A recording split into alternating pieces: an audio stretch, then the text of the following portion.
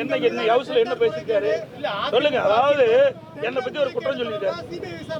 RS Bharathi CBI கேட்கல, அதை முதல்ல தெரிஞ்சுங்க. அது கூட தெரியாத முதலமைச்சர் பேசுறாரு. அப்படிப்பட்ட முதலமைச்சரை வச்சுட்டு இந்த நாடு எப்படி உருப்படி ஆகும்?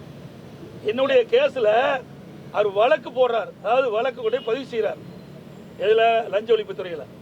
லஞ்ச ஒழிப்புத்துறை குறிப்பிட்ட காலத்தில் அது விசாரிக்காத காரணத்தால் நீதிமன்றத்துக்கு போறார். நீதிமன்றத்தில் என்ன சொல்றார்? இதை விசாரிக்கப்படணும் தான் சொல்றார். சிபிஐல அவர் கேட்கல, ஆனா நீதிமன்றம் தான் இதை சிபிஐ விசாரிக்கணும்னு சொல்லுது. அதை எதிர்த்தான் நான் அங்க போனேன். அங்க போகும்போது எதிர்கட்சியா இருக்கும்போது சிபிஐ கேட்டாங்க, ஆளுங்கட்சியா வந்தபோது உச்ச நீதிமன்றத்தில் சிபிஐ வேண்டாம், இங்க மாநிலத்தில் லஞ்ச ஒழிப்புத்துறையை விசாரிக்கிறாங்க. இப்படிப்பட்ட முதலமைச்சர் தான் தமிழ்நாடு முதலமைச்சர். உண்மையை தெரிஞ்சு பேச வேணும். அது மட்டும் இல்ல, உச்சநீதிமன்றத்திலிருந்து உயர்நீதிமன்றம் கேஸ் விசாரிக்கணும் வந்தோடனே ஆர்எஸ் பாரதி இந்த வழக்கை திரும்ப பெறன்னு சொல்றாரு. அப்படின்னா பொய் வழக்கு தான் போட்டிருக்காங்க.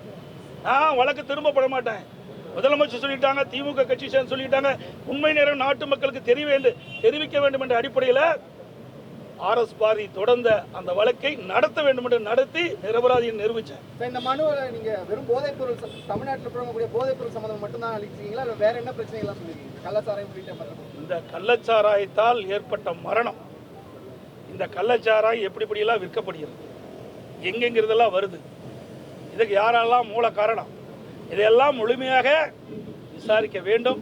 இதற்கு சிபிஐ விசாரணை தான் சிறந்தது. அப்பொழுதுதான் உண்மைத்தன்மை தெரியும். மாநில அரசு கட்டுப்பாட்டில் இருக்கின்ற காவல்துறை அதிகாரிகள் விசாரித்தால் நியாயம் கிடைக்காது.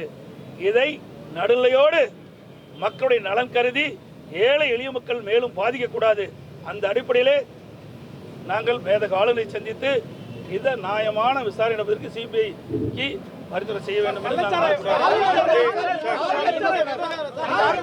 ஆளுநர் நீங்க கொடுக்கிற மனுவை படிச்சு பார்த்து இதில் என்னென்ன இருக்கின்றது என்பதை எல்லாம் ஆய்வு செய்து உரிய நடவடிக்கை எடுப்பதாக தெரிவிச்சிருக்கார். அதே ஆர்எஸ் பாரதி வந்துட்டு இது வந்து விக்கிரவாண்டி பை எலெக்ஷனுக்கு முன்னாடி இருந்த ஒரு சூழ்ச்சி அப்படின்னு சொல்றாரு சார்.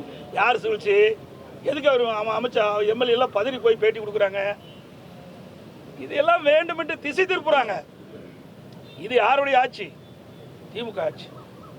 இன்றைக்கு 6000 லிட்டர் ஊரல ஒழிச்சிருக்கான்னு சொன்னா அப்ப யாருடைய ஆட்சியில் இருக்குது?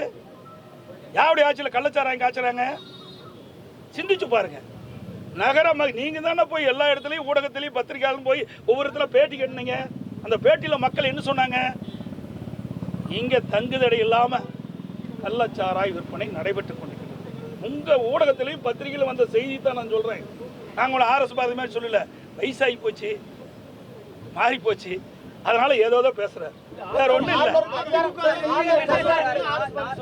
அதுதாங்க வயது முதிர்ந்து விட்டது, சிந்தனை மாறி போயிடுச்சு, அதனால ஏதோ பேசுறதுக்காக பேசுறேன். நாட்டு மக்கள் அத்தனையும் தெரியும், ஊடகத்துக்கும் பத்திரிகையும் தெரியும். நீங்க தாங்க வெளிச்சத்துக்கு கொண்டாந்தீங்களா இல்லையா? நீங்க ஒளிபரப்பு செய்தி உண்மையா பொய்யா? இப்ப நான் நிருபர்ல கேட்கிறேன், பத்திரிகையாளர் கேட்கிறேன், செய்தியாளர் கேட்கிறேன், தொலைக்காட்சி கேட்கிறேன், நீங்க வெளியிட்ட செய்தி உண்மையா பொய்யா? அதை நீங்க முடிவு பண்ணுங்க. நீங்க நாட்டு மக்களுக்கு உங்களுடைய தொலைக்காட்சியின் மூலமாக காட்டினீங்களா? அதைத்தான் நான் திருப்பி சொல்றேன்.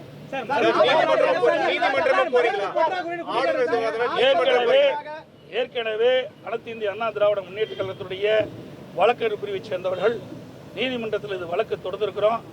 இன்னைக்கு வழக்கு நடைபெற்றுக் கொண்டிருக்கின்றது. இந்த வழக்கு நேர்மையாக நியாயமாக நடைபெற வேண்டும். அதற்காக சிபிஐ விசாரணை வேண்டும் என்று கேட்டுக்கிறோம். அதற்கு நியாயம் கிடைக்கும் என்று எதிர்பார்க்கின்றோம். தமிழக அரசு இன்றைய முதலமைச்சர் ராஜினாமா செய்யும். 40 வருடங்களாக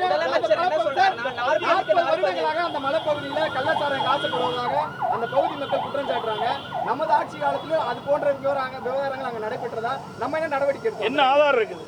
நீங்க சொல்றீங்களா என்ன ஆதாரம் இருக்குது? 40 ஆண்டு காலம் என்ன ஆதாரம் இருக்குது? பொதுமக்கள் ஆதாரத்தோட கொடுக்குறாங்க. அப்படி இருக்கிற பொதுமக்கள் தகவல் தெரிவிச்சுக்கணும்ல.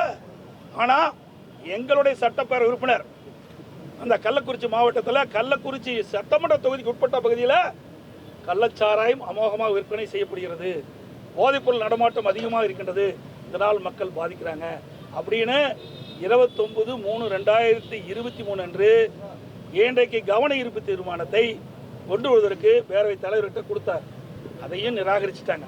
அப்பொழுதாவது இந்த அரசு விழித்துக் கொண்டு சட்டமன்ற உறுப்பினர் கொடுத்திருக்கிறாங்களே அந்த கவன ஈர்ப்பை எடுத்து அந்த கவன ஈர்ப்பிலே இன்றைக்கு ஒரு வாதம் நடைபெற்றிருந்தால் செய்தி வந்து போய் தடுத்திருக்கலாம். அதுக்கு பிறகு இந்த சம்பவம் நடைபெறுவதற்கு ஒரு 5 நாட்களுக்கு முன்பு தொலைபேசியின் வாயிலாக மாவட்ட காவல்துறை கண்காணிப்புடன் பேசுறார். இன்றைக்கு கள்ளக்குறிச்சி சட்டமன்ற தொகுதியில கள்ளச்சாராயம் அதிகமாக விற்பனை செய்யப்படுகிறதை தடுத்து நிறுத்துங்கள் என்று. அதுக்கு பிறகு அன்றைய தினம் சம்பவம் நடந்த காலையில நேரிலேயே பார்த்திருக்காரு. பார்த்து கள்ளக்குறிச்சி சட்டமன்ற தொகுதிக்கு உட்பட்ட பல இடங்களில கள்ளச்சாராய விற்பனை அமோகமாக விற்பனை செய்கிறது, இதை தடை செய்யுங்கள் என்று மீண்டும் வலியுறுத்தினார். எந்த நடவடிக்கை எடுக்கலையே. அது மட்டும் இல்ல, நீங்க பாத்தீங்கன்னா இன்னொரு வேடிக்கை, இன்னைக்கு கடலூர்ல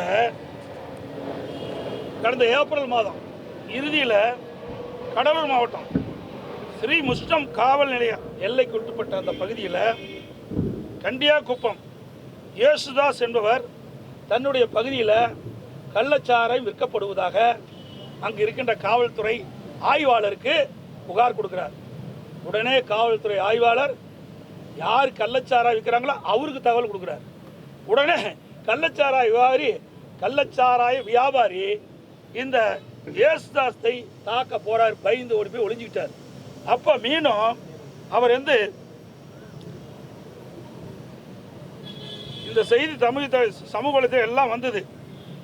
எதற்காக சொல்றேன்னா, இன்றைக்கு காவல்துறை அதிகாரிகிட்ட இந்த செய்தி சொன்னா இவர்கள் அந்த கள்ளச்சாராய விற்பனை செய்கின்ற அவரிடத்தில் தொடர்பு இருக்கிற காலத்தில் அவர்கிட்ட சொல்லி மிரட்டப்படுறாங்க. அதனால மக்களை பயந்துக்கிறாங்க. அது மட்டும் இல்ல, இன்னொன்று வேடிக்கையான சமாச்சாரம். இப்படிப்பட்ட ஸ்ரீ முஷ்டம் காவல் நிலையத்தில் ஆய்வாளராக இருந்த இவர் இப்ப கள்ளக்குறிச்சி நகரத்துக்கு ஆய்வாளராக போட்டிருக்காங்க. நேற்று தினம் பதவி ஏற்றிருக்காரு. கிராமத்தில் சொல்லுவாங்க திருடங்கையிலே சாவி கொடுத்த மாதிரி. ஏற்கனவே ஸ்ரீ முஷ்டம் காவல் நிலையத்தில் ஆய்வாளராக இருந்து அப்பொழுது கள்ளச்சாராயம் காய்ச்சப்படும் என்று புகார் கொடுத்து அவர் கள்ளச்சாராய வியாபாரம் தொடர்பு கொண்டு யார் புகார் கொடுத்தாரோ அவரை தாக்கின்ற சூழ்நிலை இருக்கின்ற இந்த பட்சத்தில் அப்படிப்பட்ட காவல்துறை ஆய்வாளரை மீண்டும் இப்படிப்பட்ட சம்பவம் நடைபெற்ற கள்ளக்குறிச்சி நகரத்தில் ஆய்வாளரை போட்டா அங்க என்ன நடக்கும்? எப்படிப்பட்ட ஒரு நிர்வாக திறமையற்ற அரசாங்கம் என்பதை நீங்க எண்ணி பார்க்க வேண்டும்.